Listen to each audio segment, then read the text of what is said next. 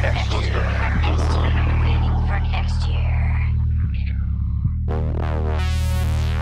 everybody, waitingfornextyear.com podcast. We're recapping the Browns versus Steelers Week 1 real live NFL football game. It was great. No, not the game. The game was fine.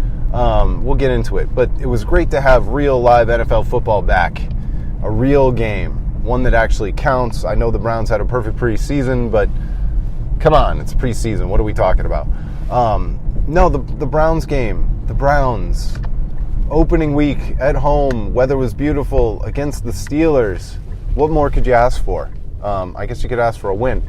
Browns drop it 21-18, 3-point loss. They were 9-point underdogs heading into the game. So, overall, I thought it was pretty good. I want to start with the defense. They were missing Myles Garrett, and that could have easily been the story of the game, but I don't think it was. I think the Cleveland Browns defense played really, really well. They got some pressure on the quarterback. They got a turnover, an interception of Ben Roethlisberger. Derek Kindred probably stood out the most of all the individual players. But that's kind of a good thing. They were just really active. They were crazy effective against the running game. The Steelers had almost no running room all game long. And it was really great to see. Le'Veon Bell is the kind of guy that normally would just obliterate the Browns defense. And all game long, he tried his shifty little paws in the hole, his little cutbacks, and nothing doing. It was really great.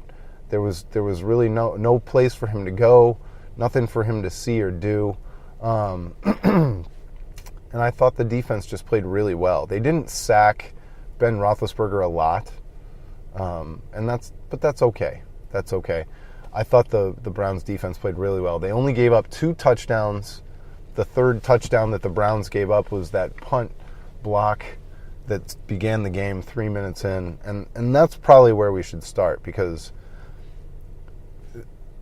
if you're trying to avoid being the same old Browns, you probably shouldn't start your game with a 3-and-out and a punt that gets blocked into your own end zone and the Steelers recover. And at home and on Twitter, people were just kind of almost laughing and giggling over that one, because if you don't laugh and giggle at stuff like that, you're just going to cry your eyes out. That's what the Browns kind of do to you, or have done to us in the past. But the Browns didn't let that define their game. They were amazingly resilient.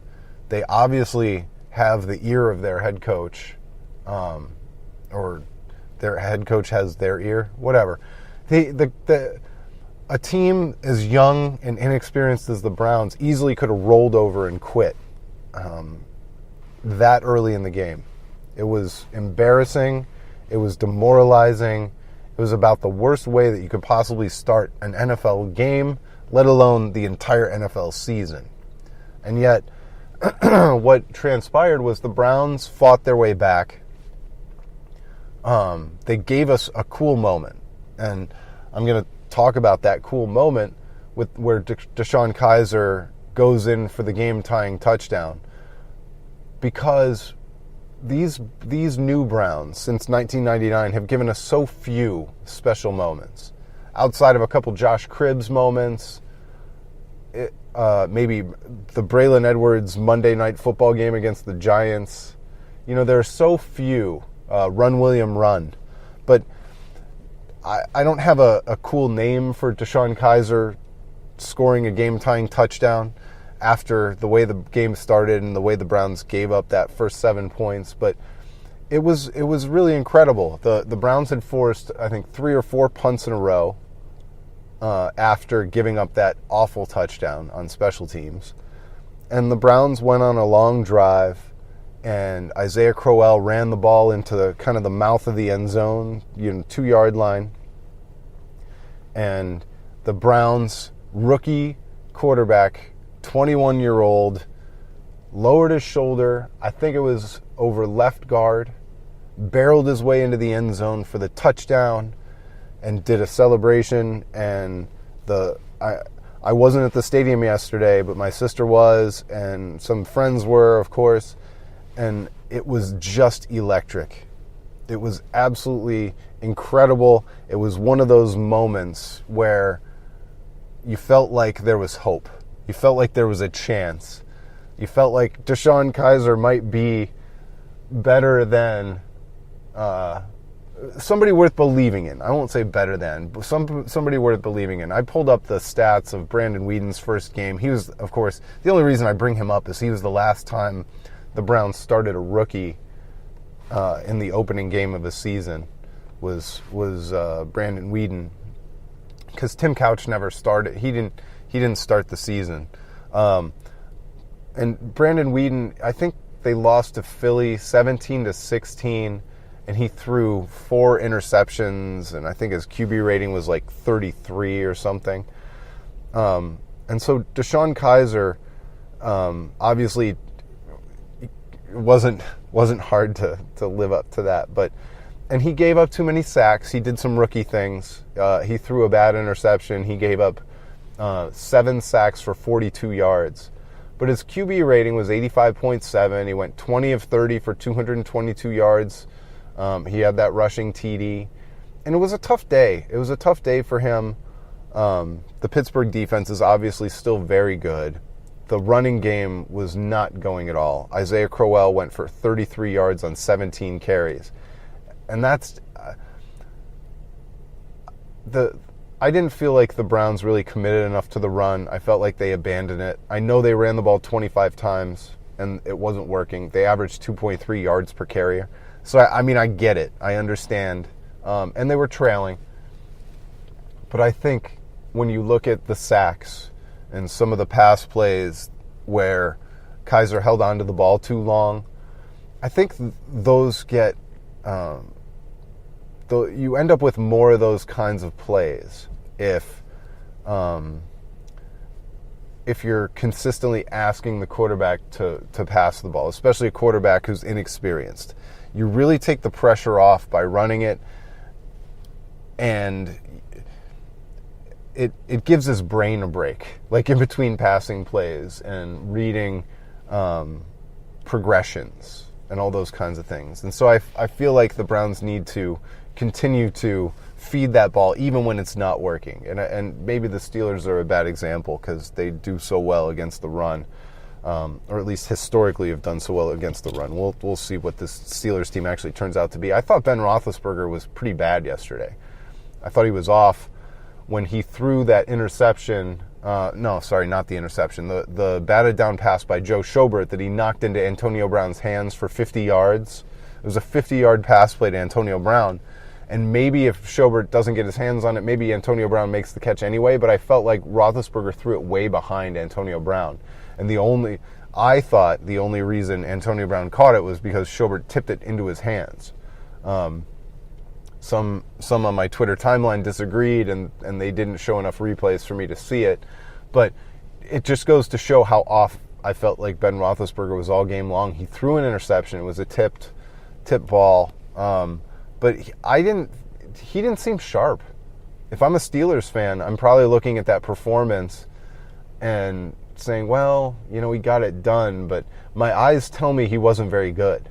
And my eyes said that Ben Roethlisberger wasn't very good. So Le'Veon Bell also couldn't get anything done.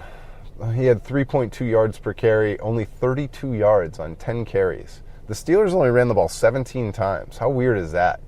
It's very strange to have a Steelers team that runs the ball so little. But maybe it was the Browns and what they were doing. They were playing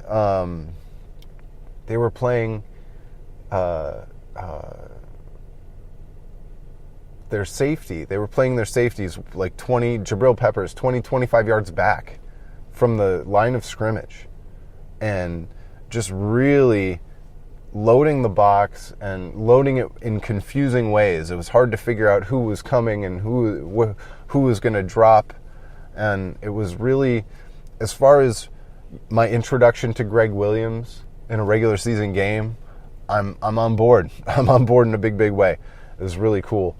All right, last but not least, let's talk about DeShone Kizer, because he didn't have a perfect day. He gave up a ton of sacks, 7 sacks, held onto the ball too long, did a lot of rookie things, but he also made a couple plays that were really, really impressive. He did some things that really made you excited for his next game. And that's about all you can ask for with a 21-year-old rookie quarterback. Just give me something to believe in.